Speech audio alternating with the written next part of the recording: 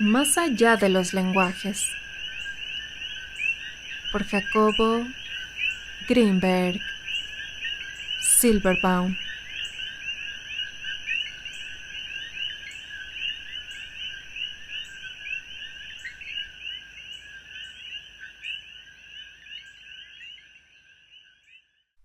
Capítulo 23. 1. A las personas hay que aceptarlas con sus máscaras. Es la única forma de quitárselas. 2. Equilibrio no es permanecer a la mitad de cualquier proceso, ni siquiera supone un balance entre opuestos. Más bien es la integración vivida a través de un extremo, en el sentido de involucración total en cualquier actividad. Esa es la manera de entender la actividad y después incluirla dentro de un todo más generalizado o fundamental, es decir, de encontrar que ella fue solo el medio. El equilibrio es el siguiente paso, cuando el todo comienza a ser desmembrado de sus relaciones y a través de sus relaciones con la actividad. 3. La acción es el resultado de considerar la posibilidad que los conceptos puedan ser revertidos, es decir, de hacerlos nuestros.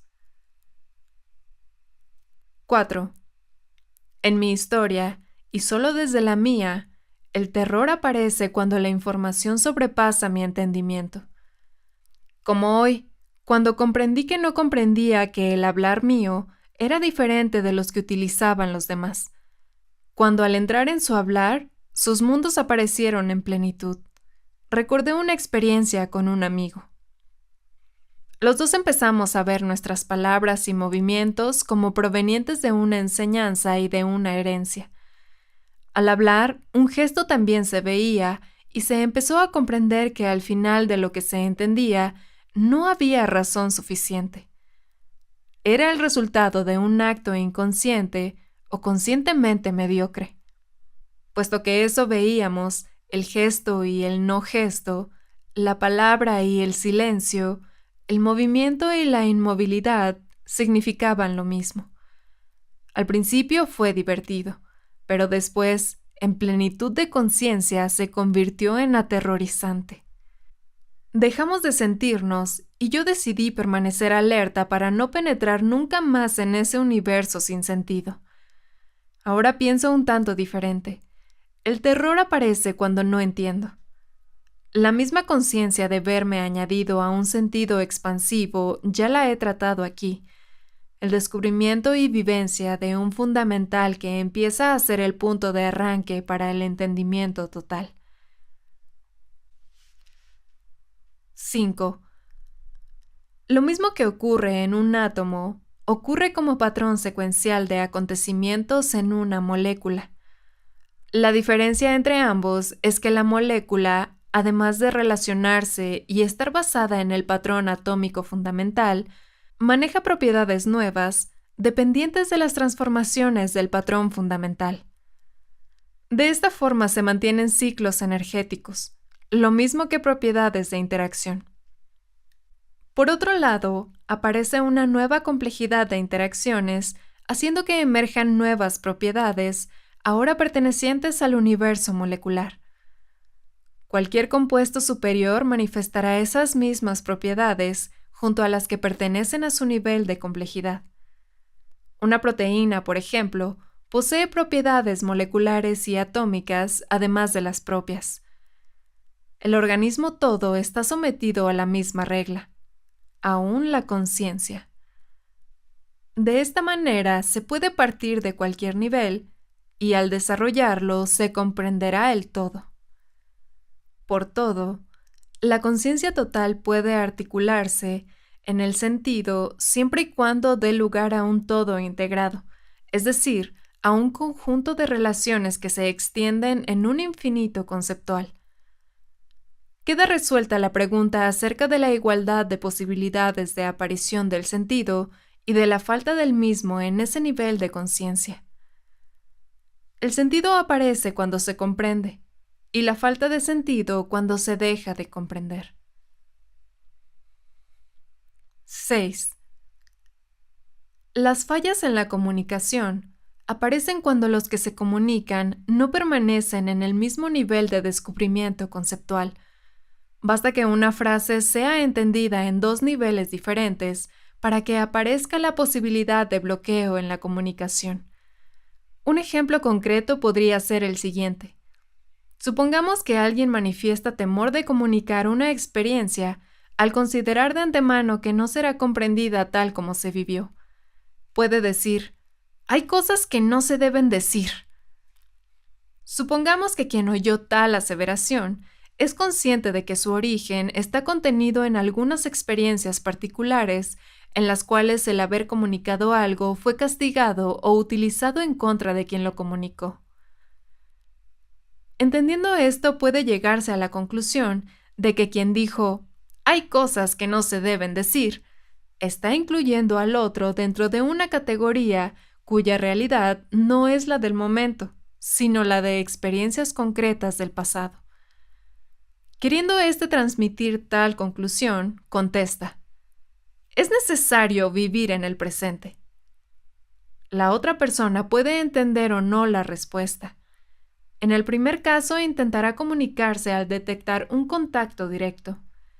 En el segundo, aumentará su bloqueo. Cuando se entiende, la comunicación fluye a una velocidad y creatividad asombrosa. Cuando no se entiende, surge una parálisis conceptual. 7. Cada ser humano es diferente en experiencias y por tanto en capacidad de entenderlas de otros. Solo cuando extrae lo que es común a ellas, puede establecer contacto directo con esencias. Esto sucede cuando se es capaz de transformar los términos lingüísticos de otro universo a los propios. No deja de tener peligro, pero en eso está la clave de la aceptación. 8. Cuando no se incluye en categorías simplistas a un ser humano, se le puede entender y aceptar. Sin embargo, el entendimiento es tan variado como el lenguaje. Para algunos significa sentir emociones, para otros tener imágenes, para otros más incluir en estructuras conceptuales, etc. La conciencia surge solo cuando el entender es captar patrones comunes.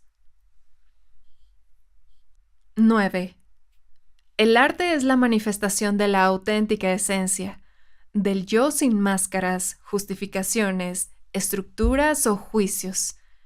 En este sentido, todo puede ser arte, aún la realización de un experimento científico, siempre que posea la cualidad de lo auténtico. Auténtico en este contexto es la complejidad suficiente. 10. El artista que se expresa a sí mismo a través de cualquier manifestación extrae de su interior toda una serie de contenidos que, así exteriorizados, lo dejan en capacidad de apertura. Su interior se limpia en su obra y esa limpieza lo hace sensible y puro. En tales condiciones, queda preparado para la recepción e integración de información fuera de todo contexto preestablecido. 11. La comunicación simbólica es la manifestación directa de un nivel de conciencia determinado y por tanto de la posibilidad de desarrollarlo.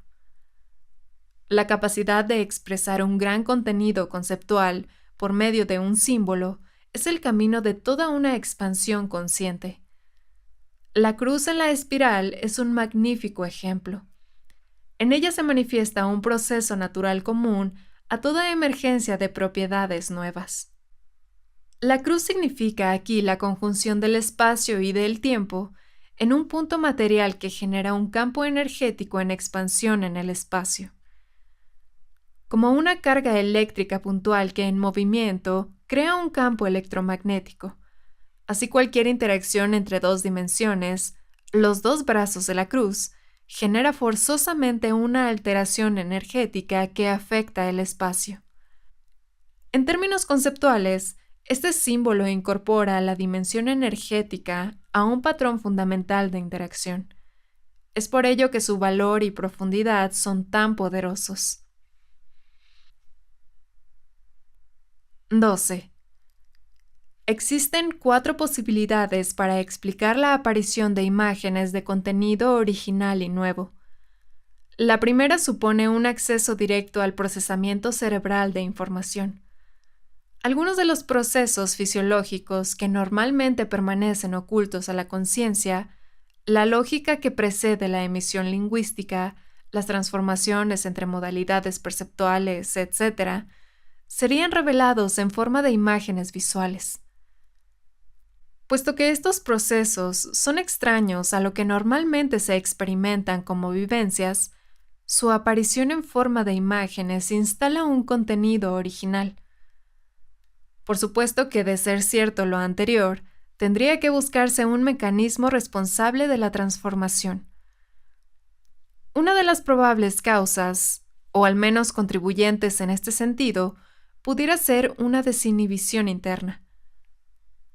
Puesto que las imágenes aparecen cuando no existe pensamiento dirigido ni control consciente, la hipótesis de desinhibición no es muy improbable. Recordemos los sueños. La aparición entonces de un patrón neuronal asociado al procesamiento inconsciente de la información podría actuar como algoritmo que activa libremente circuitos de divergencia, dando lugar a una imagen. La segunda posibilidad supone una transformación controlada. Sabemos que un concepto o pensamiento es capaz de transformar un percepto. De hecho, una palabra que se escuche puede dar lugar a una imagen. Por ejemplo, la palabra flor a la imagen flor. De la misma manera, el pensamiento asociado con un lugar geográfico puede transformarse internamente en imagen del mismo. La diferencia entre esta posibilidad y la primera es el control, lo cual, introspectiva y fenomenológicamente, contradice la vivencia de imágenes originales que aparezcan alejadas de todo control cognoscitivo. Lógicamente, sin embargo, se podría suponer que existe un control que escapa al escrutinio consciente. La tercera posibilidad es una combinación de las dos anteriores. Las imágenes podrían aparecer durante un acceso azaroso al procesamiento lógico neuronal y a partir de ahí someterse a un manejo controlado. Apoya a la hipótesis de combinación el hecho de que la visión interna de una persona desconocida, un ojo, un lugar geográfico o cualesquiera otra, pueda manejarse en el sentido de acercamiento o alejamiento de ella, punto de referencia espacial desde el cual es vislumbrada, etc. La cuarta posibilidad es que el cerebro pueda actuar como antena supersensible capaz de ser estimulada desde el exterior a través de la interacción de los campos energéticos que viajan en el espacio con el campo energético formado por la misma actividad neuronal. Esta cuarta posibilidad puede ser vislumbrada desde dos referencias. Una de ellas es que la estimulación provenga de otros cerebros. La segunda, de objetos. En el caso de cerebros, se trataría de una interacción entre dos o más campos neuronales. En el caso de los objetos, se tendría que postular la posibilidad de un conocimiento y percepción de los mismos que emplea avenidas no sensoriales. Toda la evidencia acerca de los llamados viajes astrales serviría aquí de apoyo. La forma de entender estos viajes sería postularlos como extensiones de un mecanismo perceptual normal. Ya hemos mencionado que la percepción de objetos es una expansión de un campo neuronal hipercomplejo con diferentes densidades atómicas. Los llamados viajes astrales pudieran ser esta misma interacción sin su contraparte sensorial física, activación de receptores retinianos o cualesquiera otros. 13. Ciertas experiencias tempranas de Atir están asociadas con la última posibilidad. Cuando era niña podía cerrar los ojos y seguir percibiendo lo que sucedía en su casa. La posibilidad de interacción entre cerebros a través de sus campos neuronales se aplica en la llamada terapia eidética. Un sujeto es entrenado a hacer aparecer imágenes como las descritas, mientras otros sujetos relatan su propio contenido interno. Las coincidencias son notables y repetidas, lo que apoya la posibilidad descrita. 14. La aparición de ciertas emociones parece relacionarse con la cuarta posibilidad. Si una imagen puede surgir como resultado de la interacción externa de campos neuronales, de la misma manera pudiera acontecer con las emociones. Alguien muy querido se deprime o angustia y su compañero puede empezar a sentir una emoción incontrolada y de origen desconocido. Por supuesto que la forma más ortodoxa de entender la transmisión emocional es suponer que se realiza a través de la detección sutil de algún gesto, expresión o vocalización. Sin embargo, en ocasiones no acontece la manifestación motora externa y se transmite la emoción. Si realmente es así, la responsabilidad entre los miembros de una relación humana alcanza niveles de extraordinaria intensidad y alcance.